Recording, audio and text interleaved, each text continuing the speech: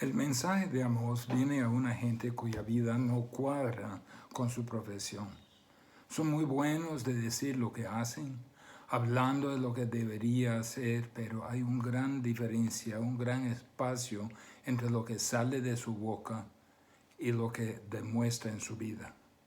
Era un tiempo cuando la economía era muy buena en Israel.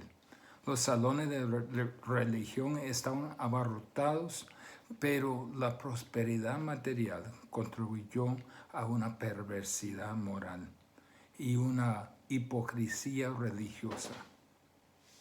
Vemos lo mismo en nuestro tiempo.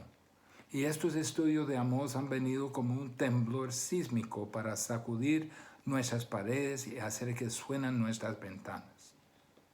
Recientemente viajamos mi esposa y yo a los Estados Unidos en avión para la boda de nuestro hijo. Y mientras uno está en su asiento se observan dos lucecitas de advertencia. Uno para no fumar, que está prendido todo el tiempo. Y el otro para mantener abrochado su cinturón de seguridad. Y uno anhela ver que se apaga la luz para los cinturones para poder levantarse de ir a servicio o por lo menos estirar las piernas. Pero cuando el avión pase por niveles de nubes, el avión empieza a brincar de un lado al otro y de arriba hacia abajo. Y pronto el capitán prende de nuevo la luz de abrochar los cinturones. Y uno se pone a pensar y a preguntar, ¿no hay ruta sin turbulencia? ¿Cuándo se va a terminar esa inestabilidad? Me asusta. Tal fue la reacción de algunas personas que escucharon el mensaje de Amós. Turbulencia violenta. Y están mirando por todo el libro de Amós y preguntando si va a terminar este nivel de nubes y la turbulencia. Y la respuesta sencilla es no. El libro de Amós es tal que nunca se va a apagar la luz de abrochar los cinturones. Entonces, abrochen sus cinturones mientras pasamos por este libro de Amós. Vamos a encontrar bastante turbulencia en el camino. Una nota aparte, tengan cuidado de tener una dieta balanceada de la palabra de Dios, tanto en su lectura diaria de la Biblia como de los otros estudios de la palabra de Dios que encuentra durante la semana.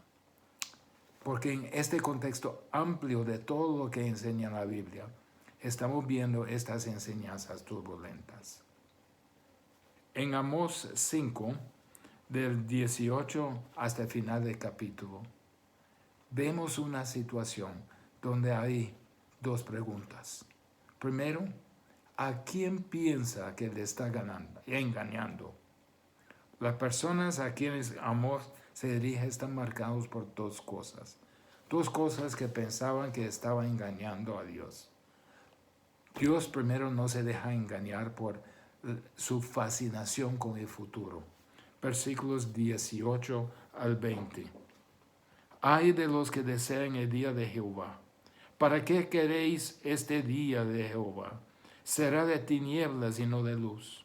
Como el que huye delante del león y se encuentra con el oso, o como si entrara en una casa y apoyare su mano en la pared y la muerde una culebra.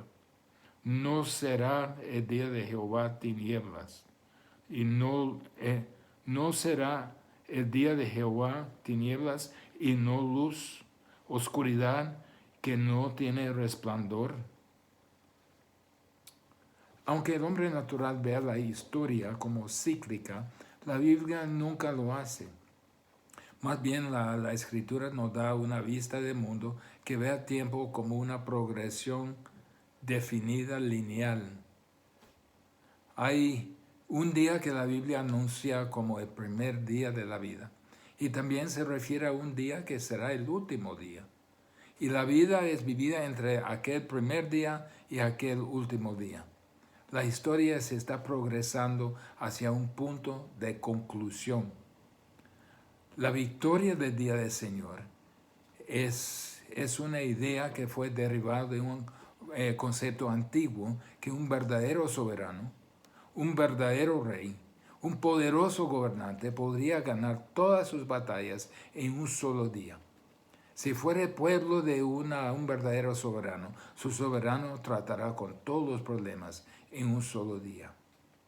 Entonces Israel, al pensar en el día del Señor, estaba fascinados con el día del Señor. Esperaba un día cuando Jehová intervendrá de forma militar para demoler todos sus propios enemigos a favor de su pueblo y para establecer un control político y para exaltar su pueblo. Y ellos tenían una gran expectativa de aquel día. Ellos vieron el día del Señor como una manera de escapar.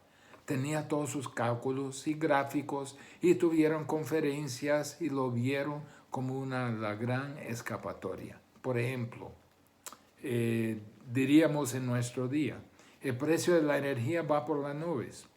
No se preocupe, vendrá el día del Señor. El mundo se va atrás, hay conflictos por todos lados. No se preocupe, el día del Señor viene.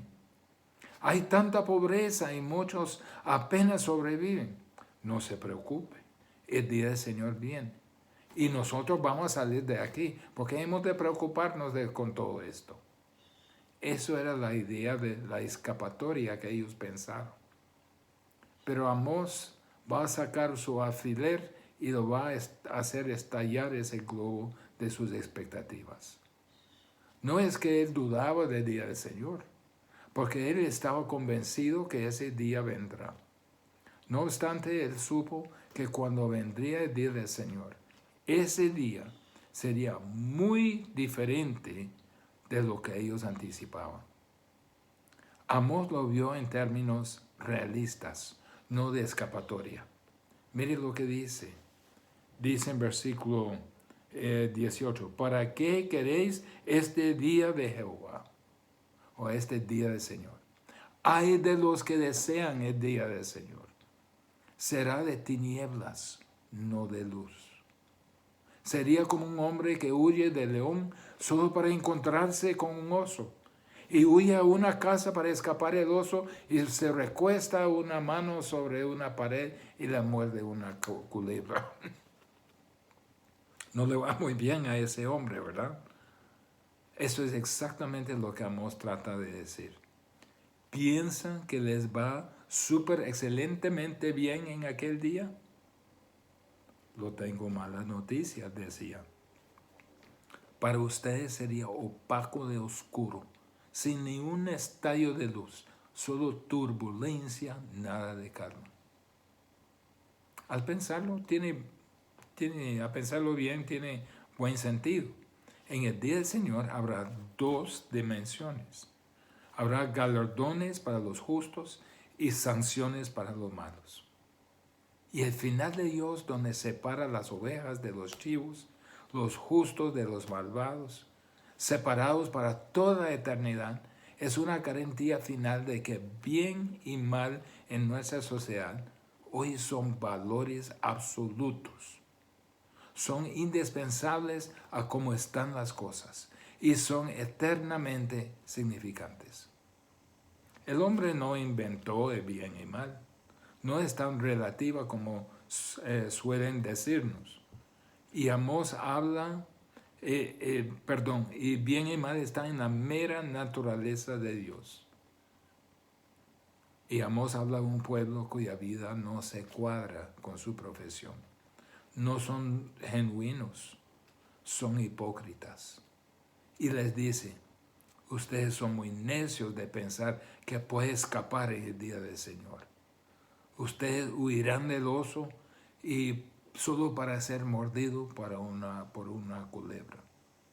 Una fascinación con el futuro que no produce una vida ética, santa, íntegra, es absolutamente y totalmente irrelevante y en la última instancia dañina. A Dios no le importa que somos tan fascinados con el futuro. Le importa que somos tan santos en el presente. Dios no se deja engañar por una fascinación de estudiar el futuro, pero tampoco Dios se deja engañar por la preocupación con sus programas. versículos 21 al 23. Abominé vuestras solemnidades, y no me complaceré en vuestras asambleas. Y si me ofreciereis vuestros holocaustos y vuestras ofrendas, no los recibiré, ni miraré a las ofrendas de paz de vuestros animales engordados. Quita de mí la multitud de tus cantares, pues no escucharé las salmodias de tus instrumentos. Mire, la actividad de los israelitas, la actividad religiosa, no estaba menguando. De hecho, todo parecía que marchaba bien. Tenía establecidas toda su rutina fija de todos sus programas. Estaban asistidos por montones los templos, los salones de adoración, los lugares santos. Pero en cuestión estuvo la medida de la realidad en el proceso de lo que hacían. Representaba realmente lo que está pasando en su corazón. Mire lo que dice en versículo 21. Aborrezco, desprecio vuestras fiestas. Ellos mantuvieron sus fiestas religiosas. Esas fiestas eran compatibles a como eventos significantes hoy en nuestro calendario, como la Navidad, la Semana Santa y para algunos el Día de Acción de Gracias. Nunca perdieron esos eventos grandes. Ellos tenían como 3 cada año y a veces extendían la fiesta hasta 3 semanas. Ellos estaban manteniendo sus fiestas religiosas. Y Dios ve a la iglesia de hoy y puede observar de nosotros. Y veo que ustedes están preocupados en mantener los programas y mantener los programas en marcha. Veo que la gente da más importancia a la Navidad y a la Semana Santa y sé que esto es lo normal para ustedes. Pero hay otra cosa que ellos hicieron para mostrar su preocupación con su programación. Dice, tampoco me agradan vuestras asambleas solemnes. Ellos mantuvieron sus asambleas solemnes. Era equivalente a conferencias, convenciones, vigilias, reuniones especiales que tenemos hoy. Ellos amaban estos eventos, amaban organizarlos, viajar para asistirlos, compartirlos y disfrutar el tiempo como un gran acontecimiento. También mantuvieron sus holocaustos y ofrendas rituales. Dice en versículo 22, aunque me ofrezcáis holocaustos y vuestras ofrendas de grano. Holocaustos, ofrendas de granos, ofrendas de paz. Su adoración corporativa estuvo presente.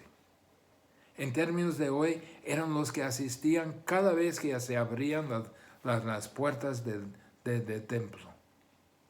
Los que siempre asistían al culto de oración, los que no perdieron la Santa Cena, los que fueran a cualquier reunión en la iglesia. Dice en versículo 23, la primera parte, quita de mí o aparte de mí el ruido de tus cánticos. O como dice en la Reina Valera, quita de mí la multitud de tus cantares. Mantuvieron música sagrada, amaban la música, soloistas, himnos congregacionales, canto de coro, música instrumental, todo tipo de música. Todo esto lo estaban manteniendo.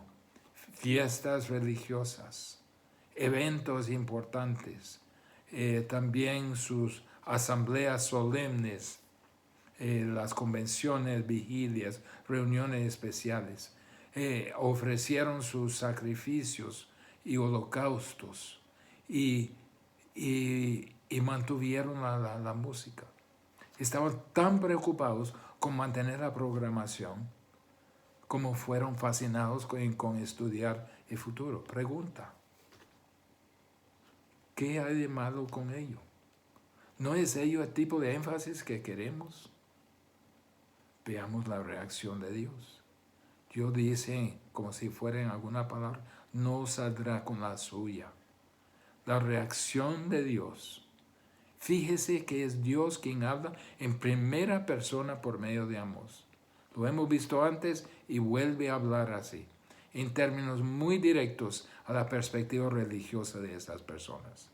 Mire lo que dice en los versículos. Aborrezco, desprecio, tampoco me agradan, no lo aceptaré, ni miraré, no escucharé. Esto no es Amós. Es Dios hablando a través de Amós. Amós es el portavoz de Dios. Hay una religión que Dios rechaza contundentemente. Hay una religión, dice Dios, que yo rechazo. Ahora, Dios no está condenando toda forma de adoración pública o corporativa. Algunos han aprovechado estos versículos para evitar toda la responsabilidad para la adoración corporativa. Tratan de vivir su vida cristiana solamente como individuos, sin la responsabilidad al resto del cuerpo de Cristo. Dios no está rechazando toda expresión corporativa de alabanza. Estos tiempos, cuando nos unamos en verdadera alabanza a Dios, cuando nos regocijamos en canto fiel, cuando nuestros corazones responden a la celebración de todos los eventos significantes de la bondad de Dios en nuestras vidas, esos son valiosísimos. Pero Dios se preocupó de la expresión religiosa de esta gente. No dice que aborrece las fiestas religiosas todas, sino aborrece a sus fiestas religiosas y así sucesivamente. En cuestión era este factor de hipocresía que se había infiltrado la experiencia de estas personas. Habían varios problemas. El problema que Dios tenía con ellos era que su fe era demasiado privatizada. Era religión en una caja. Tenía una dimensión religiosa en su vida que lo mantuvieron encerrado bajo llave. Solo la compartía con unos cuantos de su mismo grupo. Solo era privado. Debemos reconocer que la fe es personal, pero nunca es solamente privado. Hay una diferencia entre personal y privado. No es tan privado que nunca la compartiríamos con nadie. Pregunto, ¿estamos viendo la privatización de la fe en que un grupo determinado se contenta en reunirse solo ellos para cantar sus canciones, para apoyarse el uno al otro y defender el uno al otro mientras el mundo afuera sigue su camino sin ningún concepto de Cristo ni de su salvación? ¿Suena familiar? Así fue la situación en tiempo de Amós y así está en muchos lugares hoy. Estuvieron para las fiestas, para las asambleas, para los cantos, pero Dios dice, aborrezco esto. Los aborreció porque eran privatizados.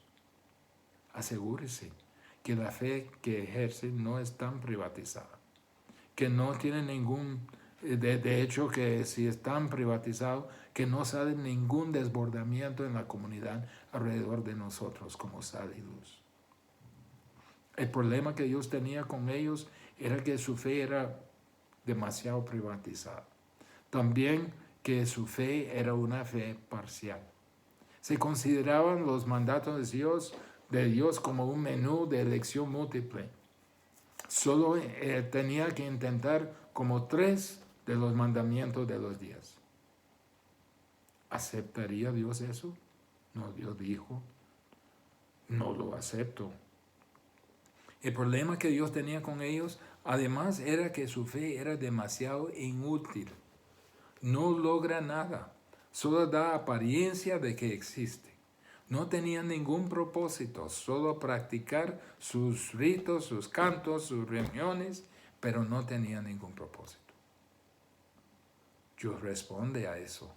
Pueden quedarse sus canciones. No las voy a escuchar. No las quiero. Me apestan. Sus holocaustos solo producen un olor. No los aceptaré. Traen sus cositas para la ofrenda de paz. Ni siquiera la voy a mirar. Sé que está estancado en sus conferencias, en su asistencia a su congregación y se preocupan por cuántos asisten esta vez y cuántos asistan la otra vez. Ni me interesa en lo absoluto. ¿Por qué? Porque lo ha privatizado, solo lo ve parcialmente y es todo inútil. Mire una observación de tiempo de Amós. Mientras Dios habla todo esto, habla a salones abarrotadas, santuarios que están llenos de gente. No estaba ignorando la religión. Eso debe servir como recordatorio que toda acción religiosa que ocurre en nuestras iglesias podría servir solo para producir una capa microscópica para tapar los síntomas de podredumbre espiritual abajo. Cuando Amós hablaba a Israel, Israel todavía tenía 40 años antes de su destrucción. Pero cuando Dios habla, Dios dice, están acabados ahora mismo. En 40 años se darán cuenta, pero les digo que sin cambios están acabados.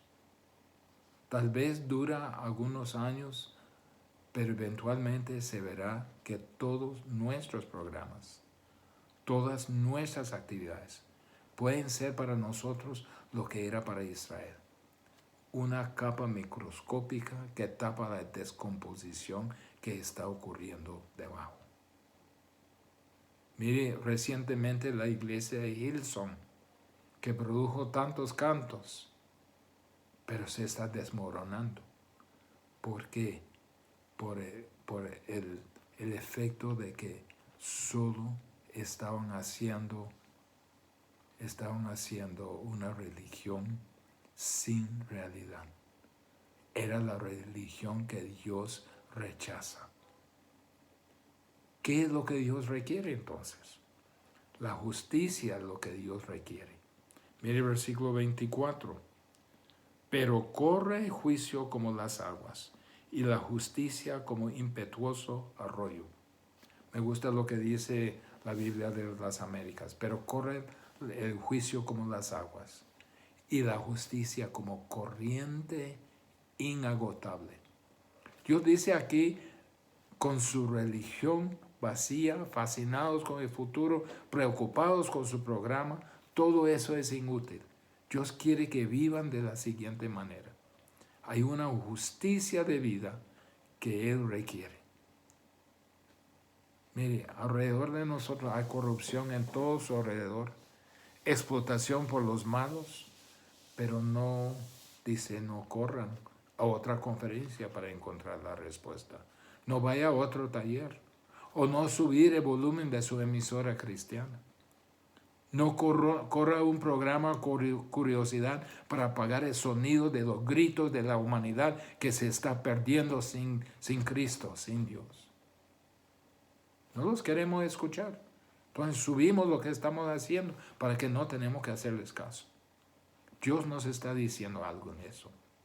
Dice que no podemos escondernos detrás de la mera rutina porque yo requiero una justicia en la vida que penetra la comunidad donde está ubicado y que se extiende más allá.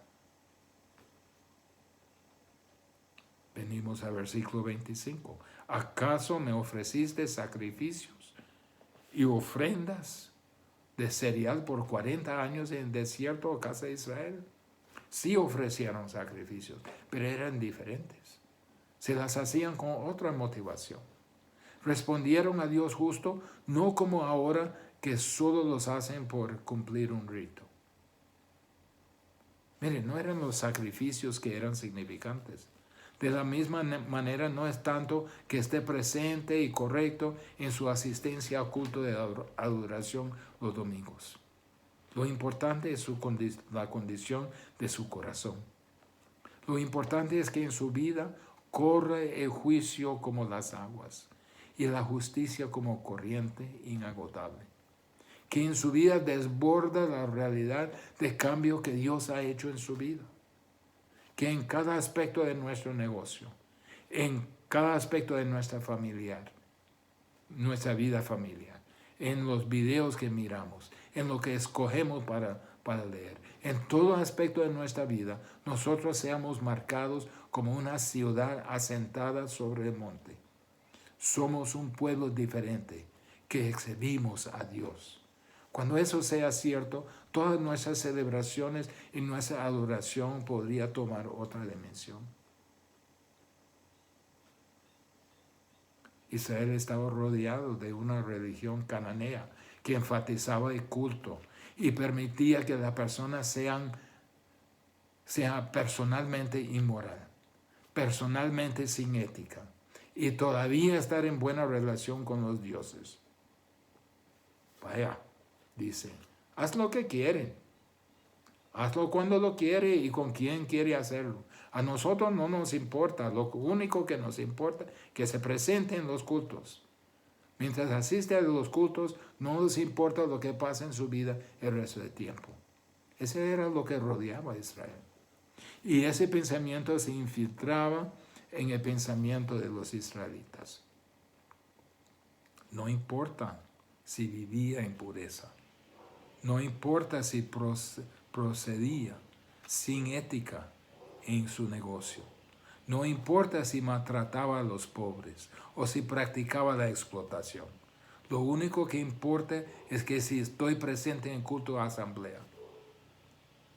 Eso era como la religión cananea que es tan presente, prevalente hoy día. Esto no es la justicia que Dios requiere. No esperen que su mera presencia en los cultos de adoración sea agradable a Dios mientras su vida sea echado atrás. Ven con una vida que desborda con la evidencia de uno que ha nacido de nuevo. Sea como un arroyo, como una corriente inagotable. No sea como los rillitos del sur de Honduras, que el invierno se rebalsa de agua, en el verano desaparece. Dios dice, ¿piensan que estoy satisfecho con solo su corriente de invierno y que pueden secarse en cualquier momento y abandonarme en cualquier momento? No acepto esa tontería.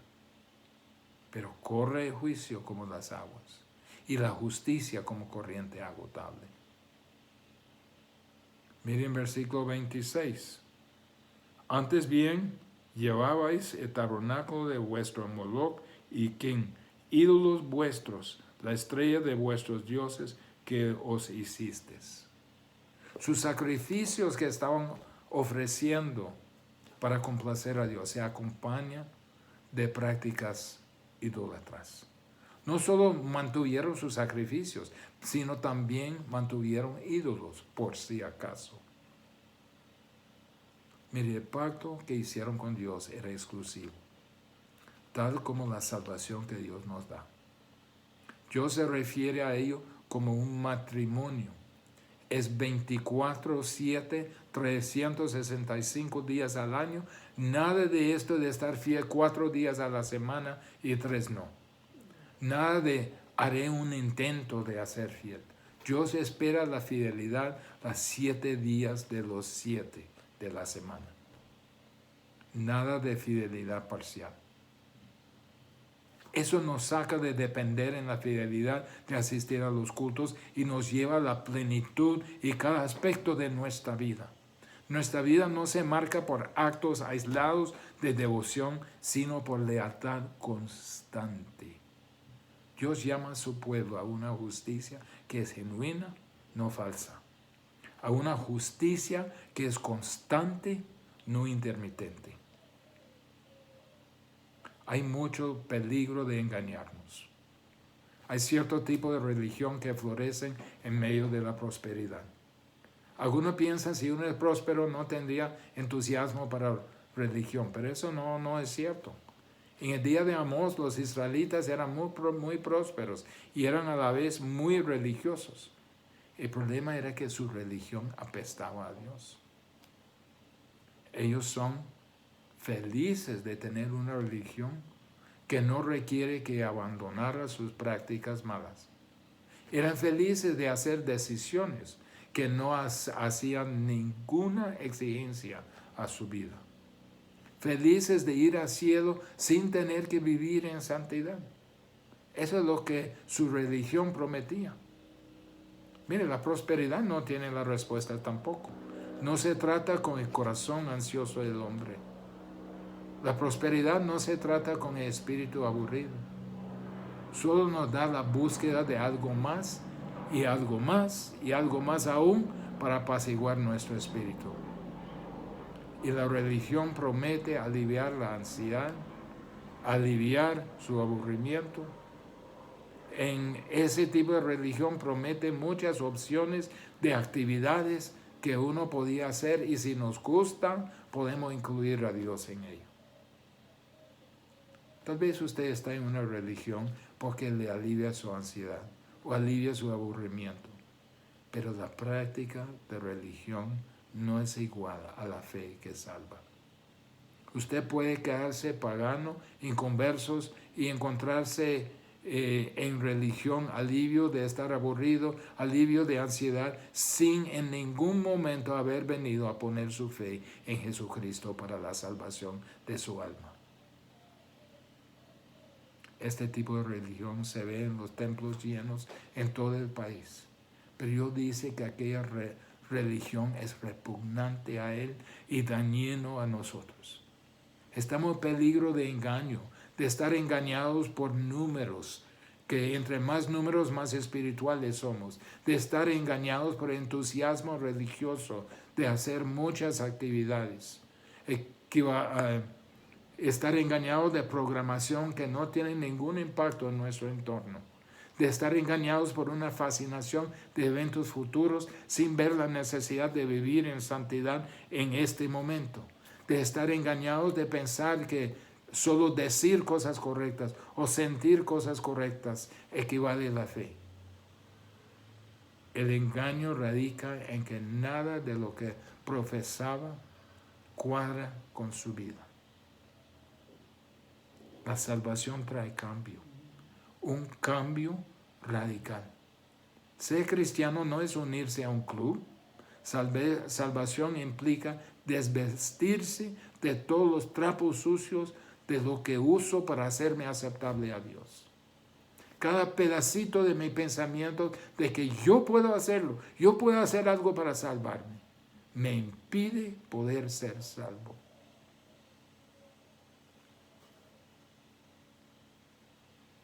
Cada cosa que he hecho, cada acto religioso que he hecho, cada esperanza que mantenía, es tan inútil ante Dios a la luz de Calvario.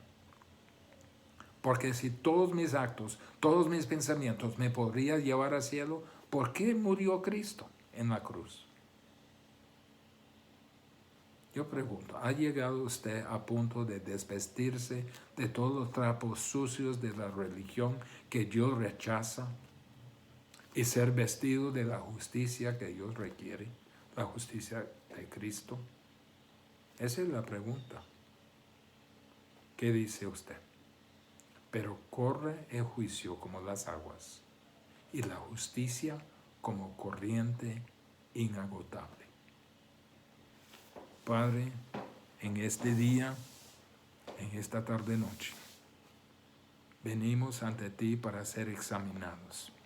Si estamos solo practicando una religión que tú odias, que tú aborreces, que tú rechazas, o si estamos 100% tuyo, si somos leales las 7 días de las 24 horas del día, las 7 días de la semana, las 365 días del año.